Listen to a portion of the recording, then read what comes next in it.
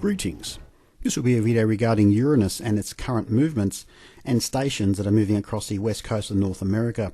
And I was concerned of a strong earthquake event for the region of Cascadia. And also, if we have a look at the Uranus Station and look at the opposite end of the Earth, we see an interesting parallel which is focused over the Iran region, which is quite fascinating. Now, if we use the planetary stations and plot them on a map, we can actually see a squeezing of the planets, specifically at their station points. In 2024 and 2026, we can see a convergence of both stations of Uranus pretty much over the same area in the globe, and this is focused over Seattle and San Francisco. So this is a fairly significant worry that I have, and that's the main reason for my videos regarding a potential future event for the region. Now, if we have a look at the past, we have a double station of Uranus. We looked previously in 2020 and 2022, focus around the Yakutat Bay region, and we already had a 7 magnitude earthquake for the southern Yukon Territory in Canada. Previously, in 2023, we had major earthquakes in Turkey, also experienced a double station of Uranus in 2019 and 2021, and that's why I have a concern of a major quake to come for the west coast of North America. Now, Uranus is slow moving across from Alaska from left to right. We can see a series of strong earthquakes around the Vancouver Island as well as the west coast of North America. And these are the stations of 2022 and 2024. And there's also some very powerful planetary alignments and planetary geometries. Jupiter and Uranus made a very powerful connection and conjunction. And later on in the year, we get a 6.4 magnitude earthquake in the exact position of this conjunction and a swarm of earthquakes for the Vancouver Island. Now, if we have a look at the opposite end of the globe, we see a very interesting dynamic. Jupiter and Uranus made their conjunction, and the opposite end of the globe is right over the Fordo nuclear plant, which is quite fascinating in itself. So after finding this eyebrow-raising correlation, I then looked at Iran much more closely. Given the fact that most media outlets across the globe have been pushing a narrative of the supposed Iran uranium enrichment potential, when you consider the wording of Uranus and uranium being derived from the same word, and the geopolitical events that are unfolding as we speak, and the constant rhetoric being pushed from all media outlets regarding the potential of nuclear attack, it begs the question as to what is really taking place behind the scenes, and it could be a foreshadowing of something to come. And this is based on the motion and orbital movement of Uranus, which takes 84 years to complete. If we have a look back at the previous nuclear detonation that took place, we see a very interesting dynamic that needs to be discussed.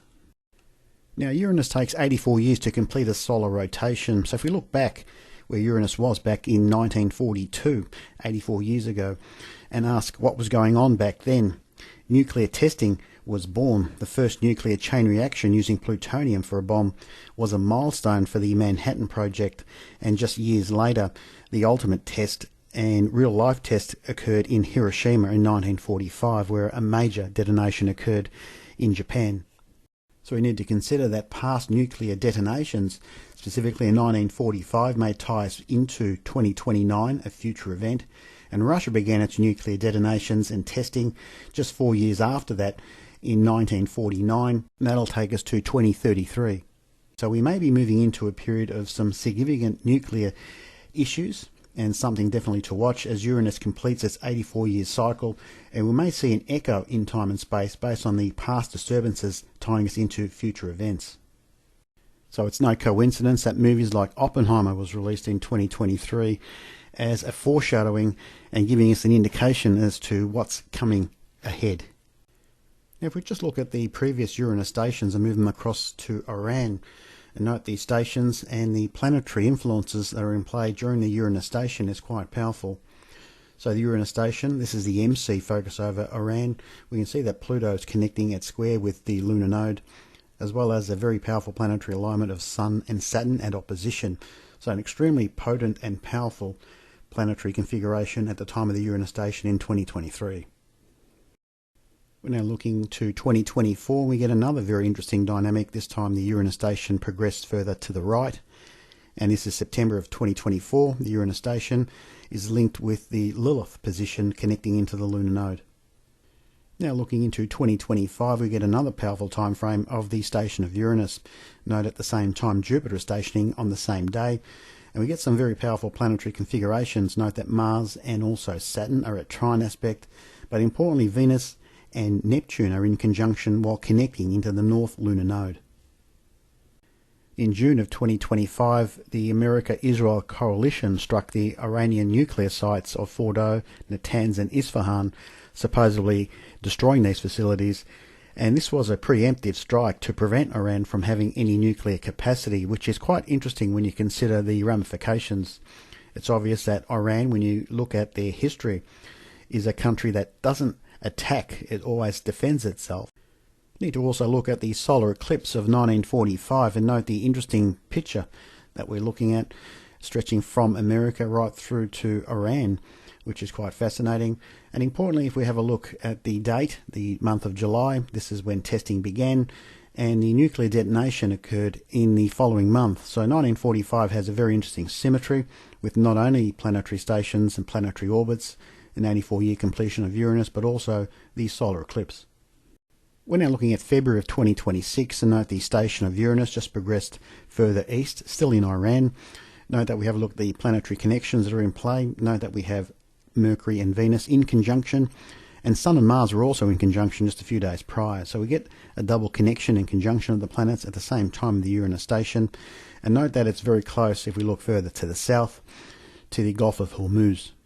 Now a future forecast based on events that have taken place with the Uranus orbital cycle of 84 years. If we go back to 1945 in the month of May, note the planetary configurations. We have Mars and Saturn forming a T-square with the lunar nodes during this time frame, and testing of nuclear devices, and which is quite important. And also note that Uranus is having a strong impact into Mars during this time frame, and it is also connecting into the lunar nodes.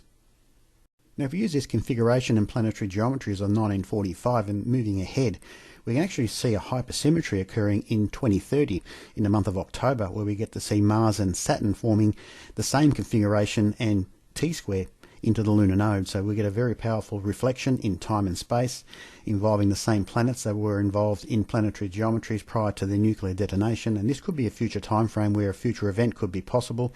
Note that we have a very serious series of planetary connections. Sun and Venus are in conjunction while connecting at trine with Uranus. So a very powerful time frame in 2030 in the month of October.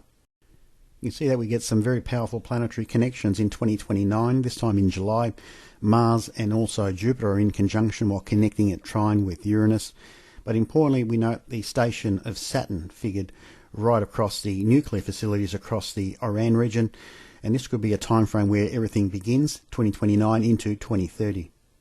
Now overshadowing all of these events with the Uranus connection of 84 years moving into reflection mode in 2029 into 2030, we get the triple conjunction of Jupiter and Saturn, which is a once in 20-year event.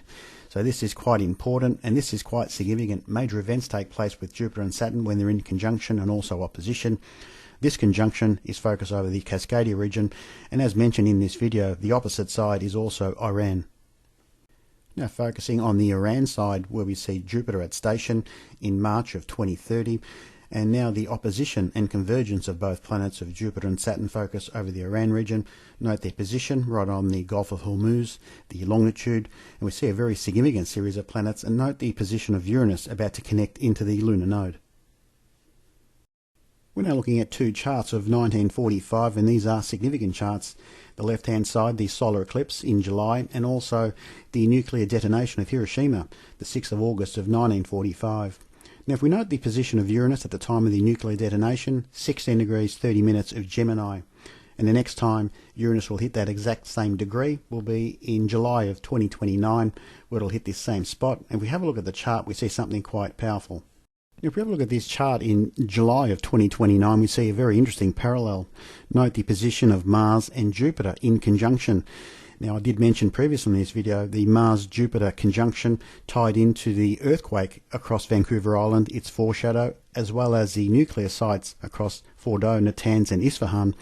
Their destruction also were foreshadows for this event and conjunction. We get this similar occurrence again in 2029, so something to watch as Uranus hits this exact same degree, 16 degrees 30 minutes of Gemini. So it does appear that there are time folds in time and space that are being influenced and potentially used, something to watch and keep close note of, most definitely.